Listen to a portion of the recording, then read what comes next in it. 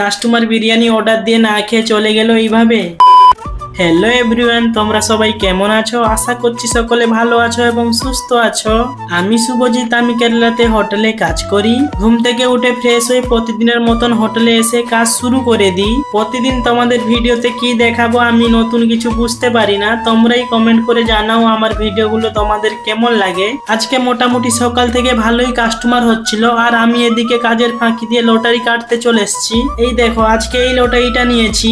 এখানে প্রায় সবাই লটারি কাটে, আমিও 2 মাস ধরে প্রতিদিন একটা করে লটারি কাটি। জানি না কবে আমার একটা বড় প্রাইজ আসবে, তো যেদিন আসবে তোমাদের সকলকে জানাবো। তো লটারি কাটার পর আমি হোটেলে এসে ফ্যানের নিচে একটু দাঁড়িয়েছিলাম। তারপর দুপুরে খাওয়ার জন্য আমি সাম্বার বানাচ্ছিলাম। তার মধ্যে 2টো বিরিয়ানির অর্ডার আসে। আমি দেরি না করে বিরিয়ানিটা বের করে দিই। বিরিয়ানি দেওয়ার কিছুক্ষণ পর কাস্টমার বলে বিরিয়ানি খাবে না, ভাত খাবে। আমাদের এখানে ভাত নেই। ওনারা বিরিয়ানি না খেয়ে চলে গেলেন। করার আছে, জোর করে তো কাউকে কিছু খাওয়ানো যায় না। তো ব্লগটা আজকে এইখানেই শেষ করছি। সবাই ভালো থাকবে, সুস্থ থাকবে, টাটা।